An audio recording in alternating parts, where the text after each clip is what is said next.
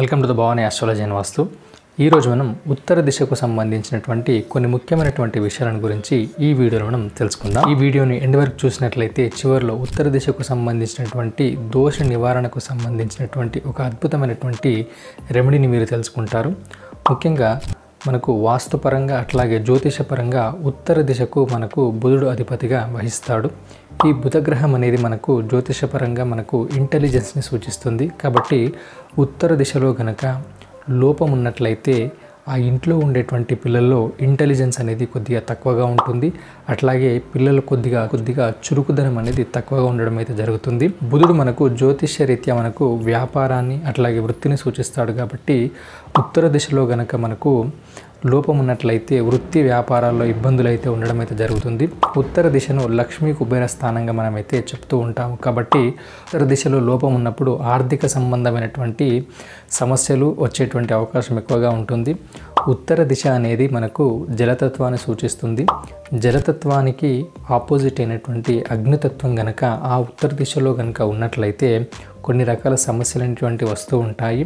మనకు ఉత్తర దిశలో ఎగ్జాంపుల్ ఉత్తర దిశలో కనుక మనకు కిచెన్ ఉన్నట్లయితే కిచెన్ అనేది అగ్ని సంబంధమైనటువంటి కారకత్వం. కాబట్టి ఉత్తర దిశలో కనుక కిచెన్ కనుక ఉన్నట్లయితే ఆ ఇంట్లో ఇబ్బందులు పడాల్సి వస్తుంది.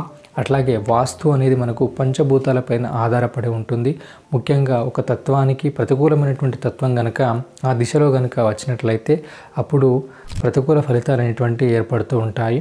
మనకు ముఖ్యంగా పంచభూతాల్లో మనకు 5 రకాల ఈ ఎలిమెంట్స్ని యూజ్ చేసి మనము వాస్తు అనేది చెప్పడం జరుగుతుంది. అగ్ని, భూ, వాయు, జల, ఆకాశతత్వం.